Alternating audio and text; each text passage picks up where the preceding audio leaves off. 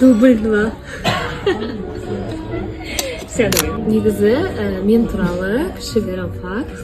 Мен тек қана жақын адамдарыма шай құйғанды жақсы көремін. Және де соны негізі жөн көремін. Білмеймін сіздерде қалай. Бірақ мен ойымша шай деген ол өте бір мен үшін өте маңызды. Шай ішпесем басым ауырады ғой. Сондықтан да өмірімде маңызды болғандықтан мен тек жақын адамдарыма құямын шайды. Сіздердің ойларыңыз қалай негізі сол дұрыс па? Ал баршаңызға қайырлы түн, қалайсыздар? Мен білен ваннаға бір кірсем шығуым қиын. Оны үйдегілер де біледі. Әлі сондаймын. Кеше білен тамағым вообще шықпай қалған, сөйлей алмай, сыбырлап сөйлесіп. Бүгін енді бір нормально болып қалдым. Кішкене даусым ашылып. Енді ұятта болса да айтайын, бүгін күні бойы ұйықтадым негізі.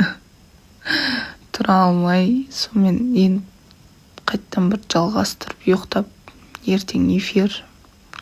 Сол, короче.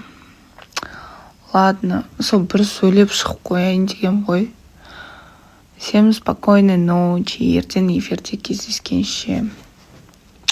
Давайте. Все, достар, біз енді өзімізге жаңа ғана келіп жатырмыз. Негізі күшті бір заряд алдық. И енді қаншама энергия жоғалтқаннан кейін оның орнын басу үшін тамақтануға келдік. Шолпанмен тағы.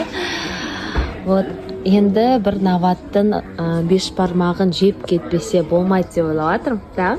Қастарыңыздан да болсын. Енді өзім пісіріп берген жоқпын.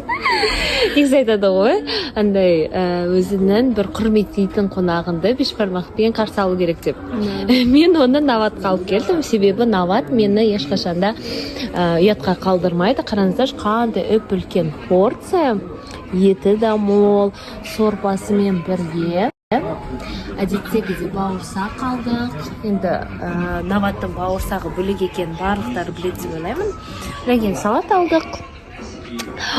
Бір прям қарнымыз ашып тұр, конечно. Енді мен шынымен де айтып жатырмын, бір 2 килограммдай, наверное, похудели, да?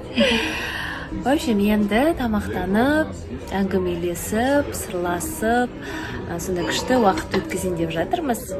Ас болсын, жаным. Тебе все нравится? Очень. Ты не хочешь Астану?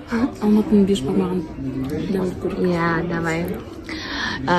Енді осыны бір өзім пісіргенде деп қабылда. Надо